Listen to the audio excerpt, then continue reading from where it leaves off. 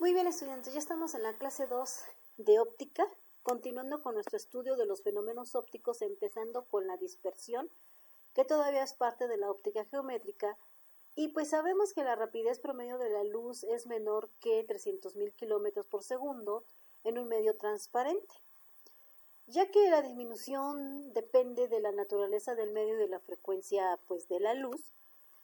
porque esta rapidez de la luz en un medio transparente pues depende de estas frecuencias, ya que vamos en el visible, vamos desde las frecuencias desde 400 a 484 terahertz, que es lo que se compone la frecuencia del rojo, hasta lo que es el violeta, que es de 668 hasta 789 terahertz. Estas frecuencias se compone la luz blanca, y cuando se hace pasar esta luz blanca por un medio, que en este caso sería un prisma,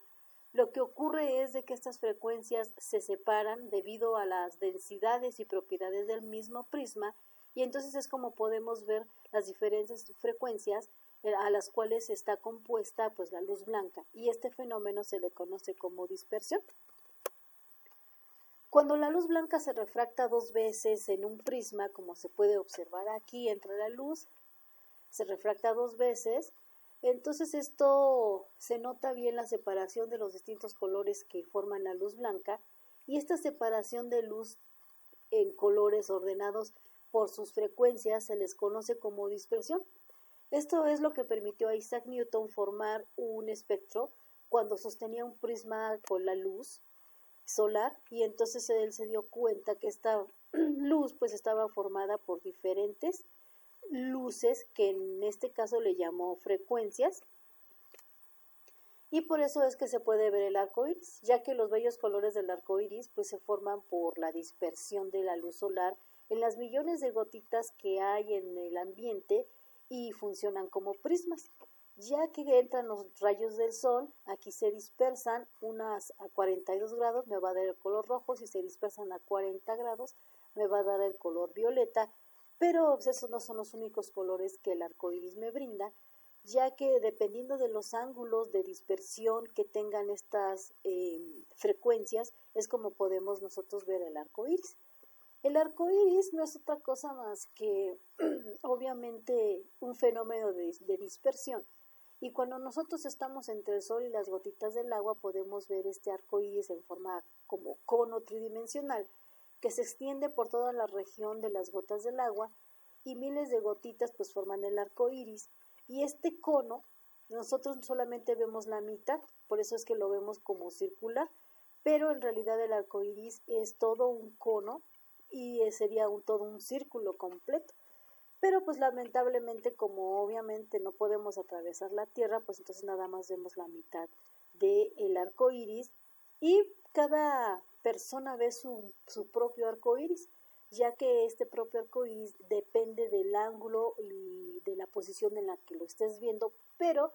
eso no significa que no veas todo el espectro de las luces que componen o de las frecuencias que componen a la luz blanca. El siguiente fenómeno, pasando ya con la óptica física, pues es la difracción.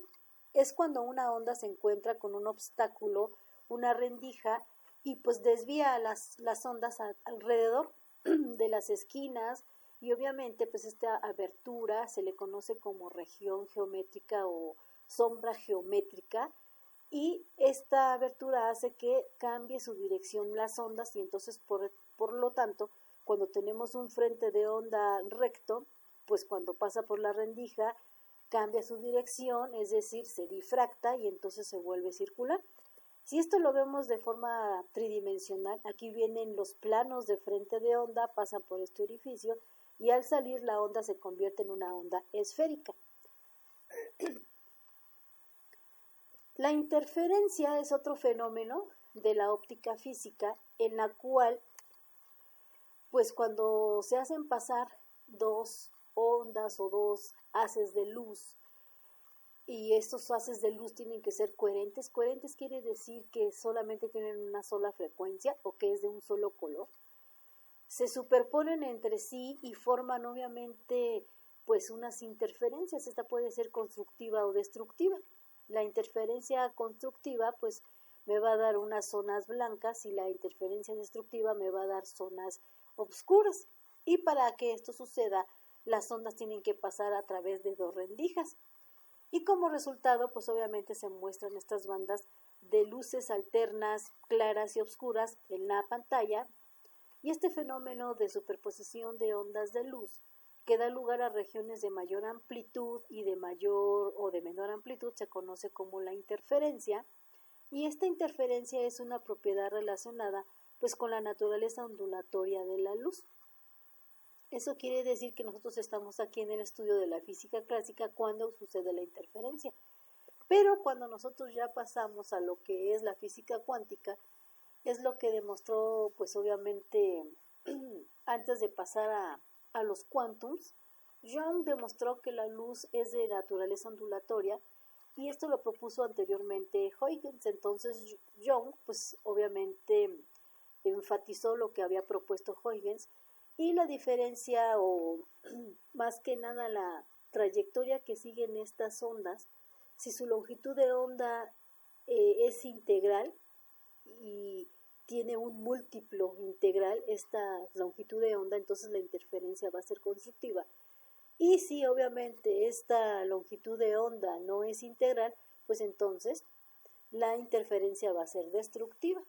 Y aquí estamos ya en el campo cuántico cuando vemos a la partícula, digo, aquí la luz se conforma como partículas y aquí la luz se forma o se comporta como onda. Por eso es que se dice la dualidad de la luz es de onda-partícula. En la óptica física también tenemos el fenómeno de polarización, donde Young y Fresnel pues obviamente demostraron que si las ondas se consideraban como transversales, no longitudinales, se podrían explicar el fenómeno de polarización muy fácilmente, ya que la luz pues está compuesta de varias frecuencias y al momento de que tú pones una placa polarizadora, tienen las propiedades de que solamente hace pasar una cierta frecuencia de luz y esto significa que la luz se polarizó, es decir, nada más dejas ver ciertas frecuencias y no todas. Este fenómeno de polarización pues nos indica el campo eléctrico de la luz que oscila en un solo plano determinado y obviamente este plano se conoce como plano de polarización. Este plano pues puede definirse por dos vectores, uno de ellos paralelo a la dirección de propagación de la luz, como podemos ver aquí, y el otro es perpendicular a esa misma dirección, la cual indica la dirección del campo eléctrico. Un fenómeno o más que nada una aplicación de la polarización son los lentes polarizados, los que nos hacen ver pues que tenga una visión más clara de algo que se ve muy brumoso. Esto se ve así porque aquí están todos los rayos o todas las frecuencias provenientes de la luz blanca y aquí ya la luz está polarizada, es decir, solamente nos dejan ver aquellos, solamente dejan pasar aquellos rayos de luz, aquellas frecuencias que hacen que la visión sea nítida. Igual en esta imagen pasa lo mismo, esta no está polarizada y esta imagen sí está polarizada. Ya pasando a la óptica cuántica tenemos el efecto fotoeléctrico y no es otra cosa más que la emisión de electrones por un material al incidir sobre él una radiación electromagnética o luz visible o el ultravioleta. Y obviamente estos fotones transfieren energía a los electrones y estos se desprenden. Como podemos ver aquí en esta imagen, el infrarrojo casi no desprende electrones, la luz visible sí, y el ultravioleta pues es una frecuencia muy, muy alta, entonces sí logra desprender a los electrones de esta placa metálica y eso es lo que es el efecto fotoeléctrico. Obviamente, si nosotros queremos estudiar o ver más a fondo el efecto fotoeléctrico a nivel atómico, cuando llega el fotón y llega con una cierta energía, obviamente aquí ya estamos a nivel de la física cuántica, este fotón ya no se comporta como una onda, sino ahora es como una partícula, entonces llega, golpea al electrón, que es una partícula, este electrón al momento de que es golpeado es arrancado de su órbita del átomo, y entonces ya es cuando se produce esta liberación de electrones generando una corriente eléctrica. ya que la corriente eléctrica no es otra cosa más que electrones sueltos en movimiento.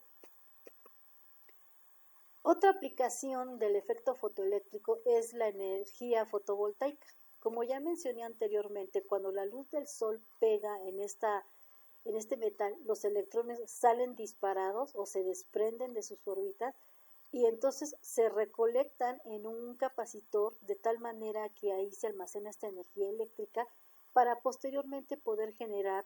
la energía eléctrica que se usan en todas las casas. Es por eso que muchas casas ya tienen paneles solares para utilizar el efecto fotoeléctrico como energía eléctrica y así no contaminar tanto el ambiente. Otro de los efectos de la física cuántica, más que nada de la óptica cuántica, pues es el efecto Compton. Este efecto es el aumento de la longitud de onda de un fotón cuando choca con un electrón libre y pierde parte de su energía el electrón. ¿Qué quiere decir esto? Que la frecuencia o la longitud de onda de la radiación dispersada depende únicamente del ángulo de dispersión. Es decir, llega el fotón, le pega al electrón y absorbe el fotón parte de la energía del electrón y entonces es por eso que se aumenta su frecuencia. Esta aplicación o este fenómeno pues logra que nosotros podamos tener lo que es la radiación de sincrotrón. No es otra cosa más que un aparato que hace que los electrones se desprendan con base a una luz emitida y obviamente esto nos permite ver a detalle los materiales que hay en la naturaleza, así como células cancerígenas del cuerpo humano o de alguna otra índole y así poder detectar que tenemos algún malestar o estudiar más a fondo cómo está compuesta la materia. También se descubrió que si nosotros formamos un láser de electrones libres por el efecto Compton, se puede utilizar para operar la piel, la córnea, extirpar tumores cerebrales y reducir el tejido graso subcutáneo y obviamente sin dañar lo que está alrededor, ya que estas frecuencias de luz que salen pues son muy finitas y permiten operar de una manera muy limpia. El último fenómeno de la óptica cuántica tenemos que la producción de pares. Esto significa que es el proceso por el cual una partícula de energía suficiente crea dos o más partículas diferentes. Este proceso es característico de los aceleradores de partículas, donde se hacen colisionar partículas como electrones o positrones. Los positrones también son los protones de muy alta energía, apareciendo toda clase de partículas que desconocíamos anteriormente. ¿Esto qué quiere decir? Cuando nosotros tenemos un fotón, le pega a un electrón o a un protón, estos protones generan otro tipo de partículas, ya sea partículas alfa, partículas gamma, partículas beta. Y es así como nosotros podemos saber que en el universo no solamente existen los electrones y los protones, sino que también existen otro tipo de partículas que interactúan con la materia. Por lo tanto, como ustedes pueden observar, pues todos estos fenómenos ópticos son muy interesantes para poder comprender la naturaleza de la luz y que más adelante vamos a estudiar a fondo lo que es el espectro electromagnético, no solamente el visible, sino ya todas las cantidades de frecuencia que hay en este espectro. Bueno, pues esto fue todo lo que comprende los fenómenos ópticos y espero que les haya gustado esta emisión y recuerden, estudiantes, que el conocimiento no sirve si no se comparte y si no se tiene un propósito.